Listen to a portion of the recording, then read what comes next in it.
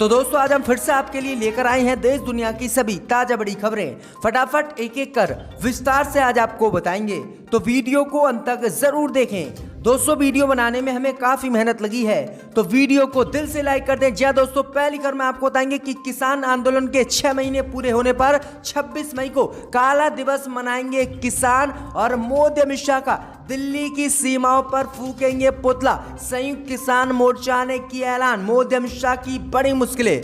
तो वहीं आपको बताएंगे दोस्तों कि बढ़ते बेकाबू कोरोना को लेकर अब आरएसएस ने मोदी पर बोला हमला, सरकार को ठहराया कोरोना वायरस फैलाने का आरएसएस ने जिम्मेदार, मोदी की बड़ी मुश्किलें। तो वहीं आपको बताएंगे दोस्तों कि संयुक्त राष्ट्र मानव अधिकार ने इजराइल और मुस्लिम देशों से युद्ध खत्म करने की है अपील। कहा अगर नहीं हुआ तनाव खत्म तो हो जाएंगे दोनों देश बर्बाद। वहीं आपको बताएंगे दोस्तों कि पश्चिम बंगाल में आज से 30 मई तक लगाया ममता बनर्जी ने संपूर्ण लॉकडाउन, केवल जरूरी सेवाओं को राहत देने का किया है ऐलान। तो वहीं आपको बताएंगे दोस्तों कि कांग्रेस पार्टी ने गुजरात की भाजपा सरकार पर लगाया आरोप। कहा गुजरात में कोरोना वायरस से हो रही मौतों का दिखा नहीं रही है भाजपा सरकार सही आंकड़ा।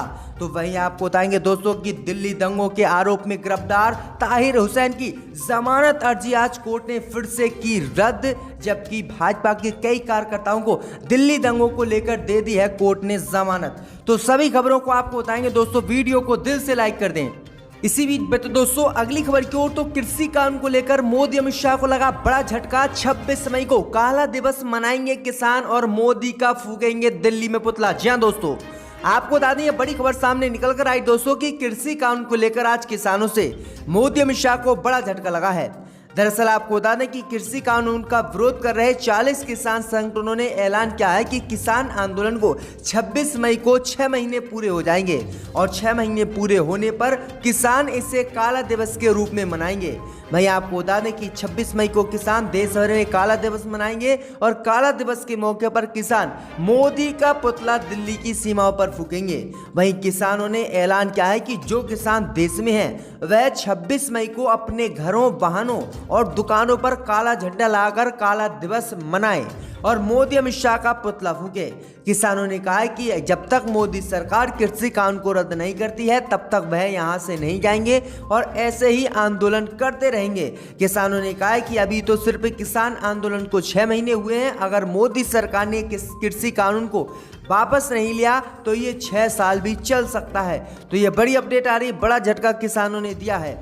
इसी बीच बढ़ते दोस्तों अगली खबर की ओर, तो आरएसएस ने कोरोना वायरस को लेकर मोदी सरकार पर बोला हमला। कहा भाजपा की वजह से ही बेकाबू हुआ देश में कोरोना। जी हां दोस्तों, आपको बता दें कि देश में कोरोना संक्रमण की दूसरी लहर ने हाहाकार मचा रखा है। इस दौरान लाखों लोग इस कोरोना की चपेट में आ चुके हैं और हर दिन हजारों लोगों की जान भी जा रही है। वहीं आपको बता दें कि अब आरएसएस चीफ मोहन भागवत ने देश में कोरोना वायरस के संक्रमण के बेकाबू होने की वजह सरकार को बताया है। उन्होंने कहा कि जब संक्रमण की पहली लहर आई थी और हालात सामान्य हुए थे तभी डॉक्टरों ने दूसरी लहर को लेकर चेताया था, लेकिन सरकार और प्रशासन इससे बेपरवाह हो गया और सरकार ने मौजूदा हालात को लेकर बिल्कुल बेफिक्र रहा। इसके कारण ही जो है लोगों के पास अब कोरोना वायरस फैल रहा है। आरएसएस ने कहा कि अगर मोदी सरकार पहली लहर में ही कोरोना वायरस को लेकर अच्छे इंतजाम करती तो दूसरी लहर देश में नहीं आती और कोरोना वायरस इतना बेकाबू देश में नहीं होता। उन्होंने कहा कि सरकार की लापरवाही की वजह से ही कोरोना वायरस फैला है। तो अब आरएसएस भी भाजपा के खिलाफ हो गया है। इसी बीच बढ़ते दोस्तों अगली खबर की ओर, तो पश्चिम बंगाल में 30 मई तक लगा संपूर्ण लॉकडाउन, सब कुछ रहेगा बंद। जी हां दोस्तों, आपको बता दें ये बड़ी खबर सामने निकल कर आई दोस्तों कि पश्चिम बंगाल में आज से संपूर्ण लॉकडाउन लगने जा रहा है। दरअसल आपको बता दें कि आज बंगाल में जरूरी सेवाओं को छोड़कर सब कुछ बंद रहेगा। किराने और सब्जी की दुकानें सुबह 7 बजे से 10 बजे तक खुलेंगी, जबकि सुबह 10 बजे से दोपहर 2 बजे तक बैंक खुलेंगे। लॉकडाउन में सरकारी और प्राइवेट दफ्तर बंद रहेंगे, लोकल ट्रेन, बस सेवा भी बंद रहेगी और सभी स्कूल भी बंद रहेंगे। वहीं 15 दिनों के लॉकडाउन के दौरान पेट्रोल पंप खुले रहेंगे और आवश्यक सेवाओं के जैसे कि दूध, पानी, दवा, बिजली और कानून व्यवस्था और मीडिया प्रतिबंध के दायरे में नहीं आएंगे। वहीं आपको बता दें सभी स्कूल वगैरह बंद रहेंगे। शादी समारोह में 50 और जो है मौत में 20 लोग शामिल होंगे।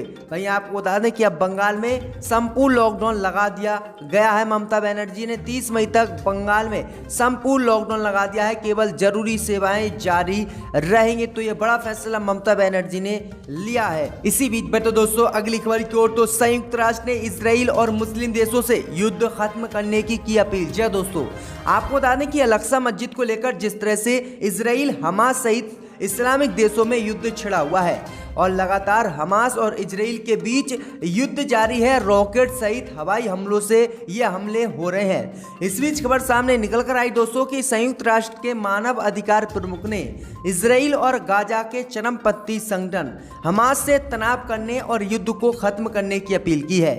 जी दोस्तों, आपको बता दें कि संयुक्त राष्ट्र ने बयान जारी कर कहा है कि दोनों पक्षों के नेताओं की ओर से जारी बयान भड़काऊ बयानबाजी तनाव को शांत करने की बजाय इसे बढ़ावा देने जैसी लग रही है। इजराइल के हवाई हमले में गाजा स्थित एक बहुमंजिल इमारत को गिराए जाने के कुछ ही देर पहले ये बयान संयुक्त राष्ट्र का आया है। दरअसल आपको बता दें कि इजराइल सेना ने गाजा के नागरिकों के ठिकाने पर हमले किए हैं, जिसमें कई लोगों की जान चली गई है। वहीं संयुक्त राष्ट्र ने इस हमले की निंदा की है और इजराइल से कहा है कि तत्काल इजराइल इन हमलों पर रोक लगाए और हमास से भी तनाव कम करने की अपील की है। तो ये बड़ी अपडेट आई दोस्तों कि अब संयुक्त राष्ट्र लगातार युद्ध खत्म करने की इजराइल और हमास से मांग कर रहा है। इसी बीच बता दोस्तों अगली खबर की ओर, तो उत्तर प्रदेश में 24 मई तक बड़ा लॉकडाउन। रेहड़ी पटरी वालों को योगी देंगे भत्ता। जी दोस्तों, आपको बता दें कि कोरोना संक्रमण के बढ़ते संक्रमण पर प्रभावी नियंत्रण के लिए एक बार फिर से कोरोना कर्फ्यू को 24 मई सुबह 7 बजे तक उत्तर प्रदेश में योगी ने बढ़ा दिया है। इस दौरान पहले की तरह ही सभी पाबंदियां लागू रहेंगी, आवश्यक सेवाओं को छूट मिलती रहेगी। उधर यूपी सरकार ने एक बड़ा फैसला लेते हुए फुटकर दुकानदार रेहड़ी पटरी वालों को 1000 रुपये प्रत्येक महीना भत्ता 3 महीने का राशन देने का ऐलान कर दिया है। योगी आदित्यनाथ की कैबिनेट में बैठक में ये फैसला लिया गया है। तो ये बड़ी अपडेट आ रही दोस्तों कि उत्तर प्रदेश की योगी सरकार ने फिर से 1 हफ्ते का लॉकडाउन यूपी में बढ़ा दिया है।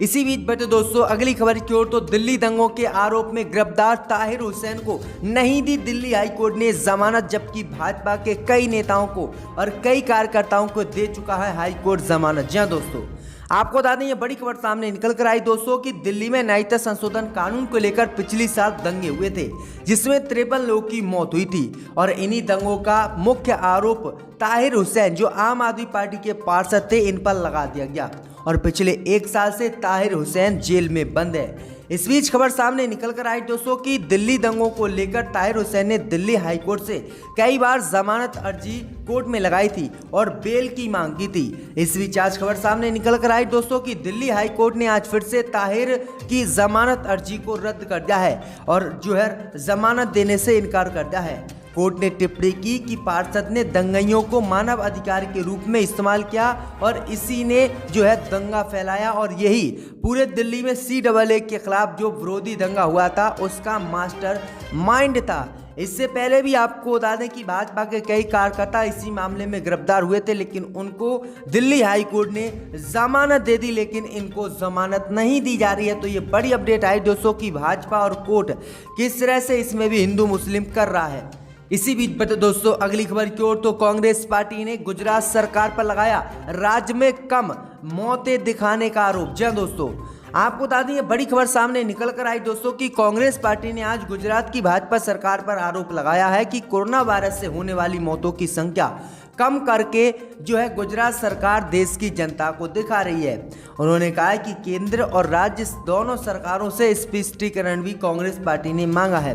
कांग्रेस पार्टी ने कहा है कि कोरोना वायरस से गुजरात में मौतें अधिक हो रही हैं, लेकिन सरकार जो आंकड़े दे रही है उसमें मौतें बहुत कम हैं। इसलिए अब कांग्रेस पार्टी ने मांग की है कि मोदी सरकार और गुजरात सरकार हमें स्पष्टीकरण दे और आखिरकार भाजपा क्यों मौतों को गुजरात में हमसे छिपा रही है। इसी बीच बचे दोस्तों अगली खबर की ओर, तो एक बार फिर से राकेश टिकैत ने प्रधानमंत्री मोदी पर बोला हमला। कहा 2022 में राष्ट्रपति बनेंगे मोदी और फिर राष्ट्रपति शासन लागू कर चलाएंगे देश में सरकार। जी हाँ दोस्तों, आपको बता दें कि किसान आंदोलन को 6 महीने पूरे होने को है। भीषण गर्मी और भयंकर कोरोना महामारी के बावजूद किसान दिल्ली से सटे सभी सीमाओं पर धरना दे रहे हैं। इस बीच आपको बता दें कि किसान नेता राकेश टिकैत ने प्रधानमंत्री मोदी पर जमकर आज हमला बोला। राकेश टिकैत ने कहा कि प्रधानमंत्री मोदी 2022 में राष्ट्रपति बनेंगे, उसके बाद पूरे देश में राष्ट्रपति शासन लाकर सरकार चलाएंगे। उन्होंने कहा कि प्रधानमंत्री मोदी किसी भी रूप में देश की सत्ता से नहीं उतरना चाहते हैं, इसलिए प्रधानमंत्री मोदी ये सब करेंगे। वहीं आपको बता दें कि किसानों ने 26 मई को किसान आंदोलन को 6 महीने पूरे होने पर भी बड़ा काम करने का ऐलान किया है। अब देखते हैं कि क्या काम करते हैं किसान। इसी बीच बढ़ते दोस्तों अगली खबर की ओर, तो गुलाम नबी आजाद ने प्रधानमंत्री मोदी को लिखा पत्र, टीका उत्पादन के लिए दिए सुझाव। जय दोस्तों, आपको बता दें कि कांग्रेस के वरिष्ठ नेता गुलाम नबी आजाद ने शनिवार को कोविड-19 टीकों का उत्पादन बढ़ाने के लिए प्रमुख दवा निर्माता कंपनियों की मदद लेने और देश में मिशन मोड में टीकाकरण अभियान चलाने के लिए हाल ही में नर्सिंग और पैरामेडिकल कर्मियों को दोबारा भर्ती करने का सुझाव दिया है। दरअसल आपको बता दें कि पूर्व केंद्रीय स्वास्थ्य मंत्री आजाद को कोविड-19 राहत को लेकर समन्वय स्थापित करने के लिए हाल ही में कांग्रेस पार्टी के 13 सदस्यीय कार्यबल का प्रमुख भी बनाया गया है। उन्होंने प्रधानमंत्री नरेंद्र मोदी और केंद्रीय स्वास्थ्य मंत्री हर्षवर्धन को पत्र लिखा है, जिसमें कुछ सुझाव दिए हैं। उन्होंने कहा है कि कोरोना वायरस की जो टीका है उसका उत्पादन मोदी सरकार बनाए, जिसके बाद पूरे देश में टीका जो है आम व्यक्तियों को लगाया जा सके, जिससे कोरोना महामारी रोकी जा सके। तो ये बड़ी मांग जो है गुलाम नबी आजाद ने की है। इसी बीच बढ़ते दोस्तों अगली खबर की ओर, तो प्रधानमंत्री मोदी ने कोरोना पर की मीटिंग, सूबों को दी सलाह, कहा सही आंकड़े दें और लड़ाई में आशा आंगनवाड़ी कार्यकर्ताओं को उतारें। जी हाँ दोस्तों, आपको बता दें कि प्रधानमंत्री नरेंद्र मोदी ने शनिवार को एक उच्च स्तरीय बैठक में देश में कोविड-19 की वर्तमान स्थिति और टीकाकरण अभियान की समीक्षा की। सरकारी सूत्रों से मिली जानकारी के मुताबिक इस बैठक में विभिन्न मंत्रालयों के शीर्ष अधिकारियों ने हिस्सा लिया। कोविड-19 की दूसरी लहर के बीच देश भर में कोरोना वायरस संक्रमण के बढ़ते मामले के मद्देनजर मोदी लगातार बैठकें कर रहे हैं और स्थिति को नियंत्रित करने के लिए आवश्यक दिशा निर्देश भी जारी कर रहे हैं। सूत्रों ने जानकारी दी है कि इस मीटिंग में प्रधानमंत्री मोदी ने राज्य को सलाह दी है कि वे कोरोना वायरस से जुड़े सही आंकड़े दें कि कितनी मौतें कोरोना वायरस से हो रही हैं। यही नहीं, स्थानीय स्तर पर कोरोना के खिलाफ लड़ाई में आशा आंगनवाड़ी कार्यकर्ताओं को भी उतारे जाने की प्रधानमंत्री मोदी ने अपील की है।